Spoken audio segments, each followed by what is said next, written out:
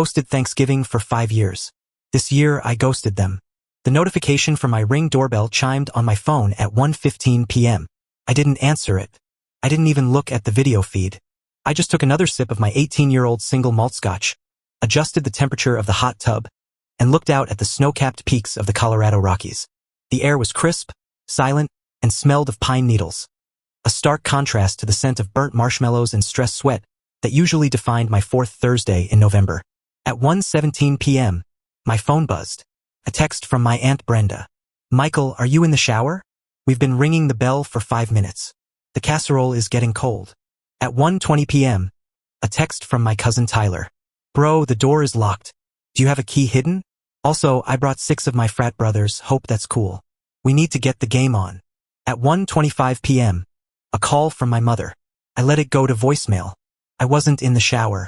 I wasn't at the store getting last-minute ice.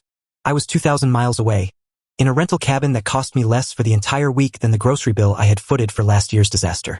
To understand why my family was currently shivering on my front porch in suburban Chicago while I was watching an eagle circle a mountain peak, you have to rewind exactly 365 days. I have always been the responsible one, the organizer, the one with the steady job in logistics, the house with the open floor plan, and the personality type that finds it physically painful to let people down.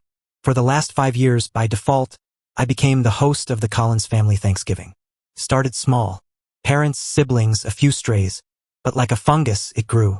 Last year, the head count was supposed to be 14. By Wednesday night, it had ballooned to 22. "Oh, Michael, you don't mind, do you?"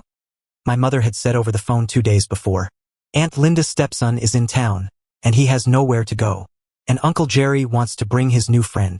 We can't say no to family." Couldn't say no. That was my defect. I took Wednesday off work. I woke up at 5 a.m. to brine a 24-pound turkey. I spent 6 hours chopping vegetables, making stuffing from scratch because Aunt Brenda claims the box stuff gives her migraines, and peeling 10 pounds of potatoes until my hands were cramping. I spent $1,400 at Whole Foods and Costco. I bought the good wine because I wanted to be a good host.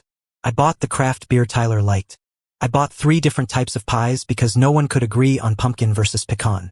I set the table with the good china. I ironed the tablecloths. I created a Spotify playlist of inoffensive jazz.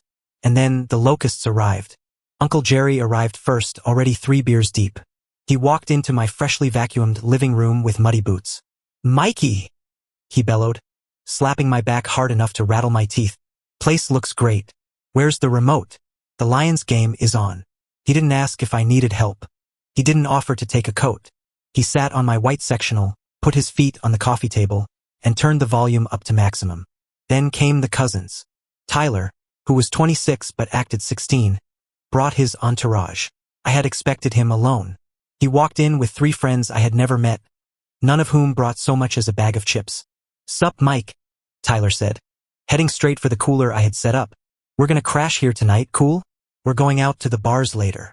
"Tyler, I don't have enough beds," I said, holding a tray of appetizers.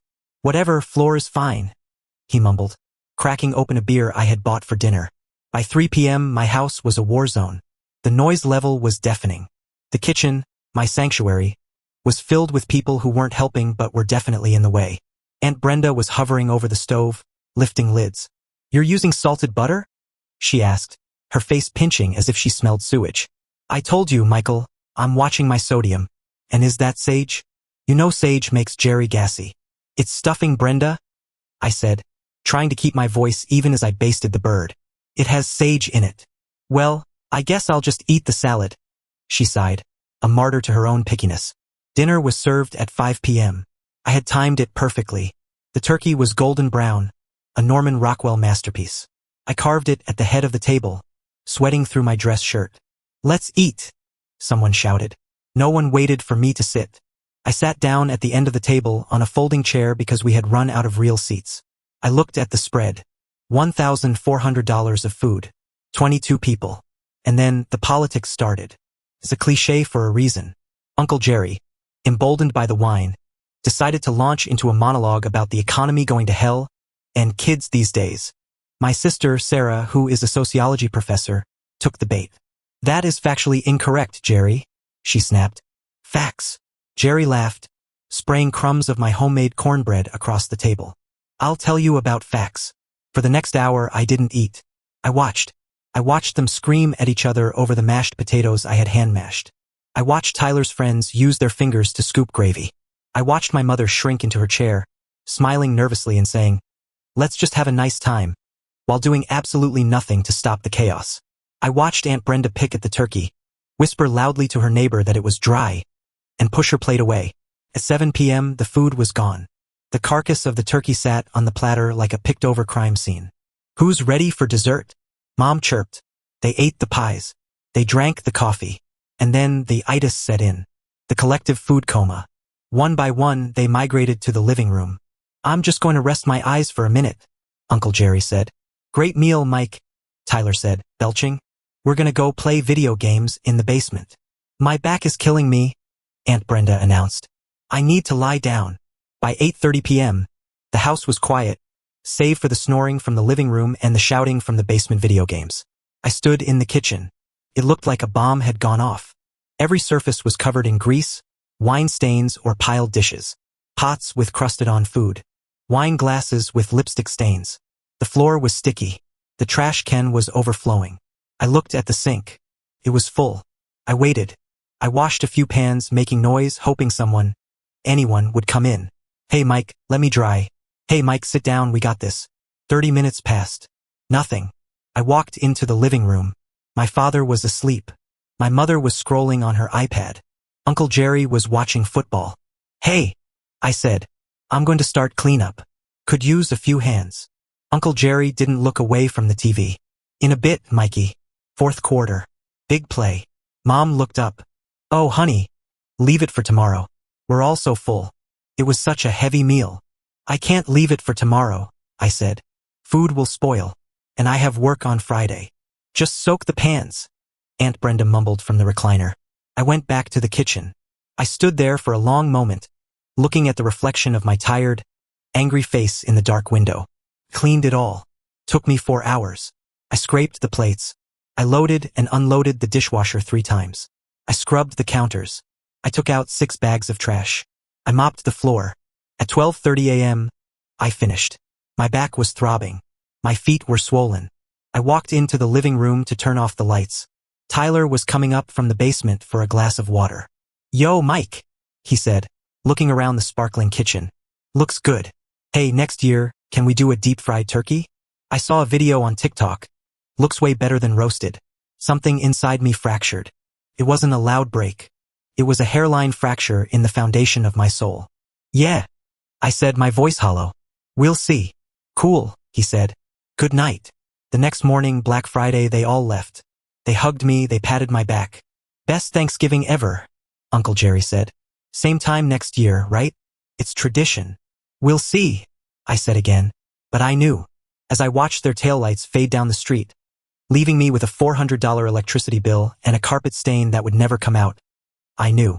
Tradition is just peer pressure from dead people, maintained by the living who are too lazy to cook. I began my plan in July. I didn't want to be dramatic. I didn't want a confrontation. I wanted to be technically correct. I sent an email. Subject line, Thanksgiving Update 2024. I sent it to the family group chain. The same chain where they shared memes, political rants, and requests for money. The email was short. "Hi everyone. Just a heads up that I will be traveling for work and personal time this November. I will not be hosting Thanksgiving this year. Please plan accordingly. Best, Michael." I hit send. I waited for the backlash. I waited for the phone calls. But they didn't come. Why? Because nobody in my family reads anything that doesn't immediately gratify them. They saw the subject line, assumed it was just me coordinating who brings the ice and archived it. Or they opened it, scanned it, and forgot it because November was months away. I sent a reminder in September. Same silence. I sent a final reminder on November 1st. Just a reminder. I will be out of the country from November 20th to November 30th. House will be locked. My mother replied to that one. But she didn't read it. She replied, "That's nice, honey. Oh, remind me to tell you. Aunt Brenda is gluten-free now, so we need a rice-based stuffing this year." She saw the email. She just filtered out the reality she didn't like. She assumed, as they always assumed, that Michael would figure it out. Michael always caves. Michael is the good son. I booked the cabin. I booked the flight. I set up the auto-reply on my work email. And now here I was. My phone was still buzzing. I finally picked it up. The ring notification showed a cluster of people on my porch. Uncle Jerry was banging on the door with his fist. "Mike, open the damn door. It's freezing." Aunt Brenda was peering through the window. "The lights are off. The furniture is covered in sheets. Is he dead?" "He's not dead," Tyler said, looking at his phone. "His location sharing is wait." He turned it off. I opened the Ring app. I pressed the talk button. My voice projected from the small speaker on the doorbell. Tinny but clear. "Hello, everyone." They all jumped. Uncle Jerry looked around wildly. "Mike? Where are you? Open the door." "I'm not home, Jerry," I said calmly.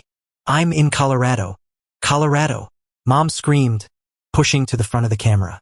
Her face was distorted by the fisheye lens. "What are you doing in Colorado?" "It's Thanksgiving." "I know," I said. "I sent you an email in July, and September, and November. I told you I wasn't hosting." "We thought you were joking," Mom wailed. "Who jokes about Thanksgiving?" "I wasn't joking. I told you I was traveling." "But the turkey," Aunt Brenda yelled. "We didn't bring any food. We thought you were cooking." "I know," I said. "That's why I'm not there." "This is selfish," Tyler shouted. "We drove 2 hours. I have kegs in the truck." "There is a Denny's off I-94, I suggested. "They are open until 4 p.m. "You can't do this to family," Uncle Jerry roared. "You are ruining tradition." "The tradition," I said, my voice hardening, "was me spending $2,000 and 3 days of labor so you could treat my home like a dive bar and criticize my cooking. That tradition is over." "Michael, please." Mom was crying now, the real panic tears of a woman who realized she had to host. "Just come back. We'll wait. When does your flight land?" "I'm not flying back, Mom. I'm staying here for the week. I have a steak. I have a bottle of scotch. And I have silence." "I am going to break this window," Uncle Jerry threatened. "If you do," I said, "the security system will trigger the police dispatch automatically. And since I'm not there to verify you as a guest, they will arrest you for breaking and entering. The cameras are recording, Jerry. Smile." Jerry froze. He looked at the camera with pure hatred. "You're a son of a bitch, Mike," he spat. "I'm a son of a bitch who is currently eating a medium-rare ribeye," I corrected. "Happy Thanksgiving." I disconnected the feed. I turned off the motion alerts. I turned off the phone completely. I walked back to the kitchen of the cabin. It was small, rustic. The counter was made of rough-hewn wood. On the counter sat my dinner. A 16-ounce Wagyu ribeye steak. A baked potato with everything on it. A simple salad with arugula and Parmesan. Total prep time, 20 minutes. Total cost, $65. Total number of complaints, 0. I cooked the steak in a cast-iron skillet. The smell of rosemary and garlic filled the cabin. It was intoxicating. I sat down at the small table by the window. No folding chairs. No shouting. No politics. I took a bite of the steak. It melted in my mouth. Tasted like freedom. I thought about them. I imagined them sitting in their cars, arguing about whose fault it was. I imagined them driving to Denny's, or maybe scrambling to find a grocery store that was open, buying rotisserie chickens and eating them on paper plates in my parents' cramped kitchen. I felt a twinge of something in my chest. Was it guilt? I analyzed the feeling. I probed it like a tongue touching a loose tooth. No, it wasn't guilt. It was pity. Pity that they had relied so heavily on my submission that they hadn't bothered to learn how to sustain themselves. Pity that they couldn't enjoy each other's company without a scapegoat to serve them. I finished my steak. I washed my single plate, my single fork, and my single knife. It took 30 seconds. I poured another glass of scotch and went back to the hot tub. The sun was setting behind the mountains, painting the sky in shades of violet and bruised orange. The air was getting colder, but the water was warm. I leaned my head back and closed my eyes. Next year, I decided I wouldn't go to Colorado. I'd go further. Maybe Japan. I heard the autumn foliage in Kyoto was spectacular. And I wouldn't send an email. I wouldn't send a warning. I would just go. Because finally, after 30 years, I realized that the only person I needed to be thankful for was the one who had finally stood up for me. Me.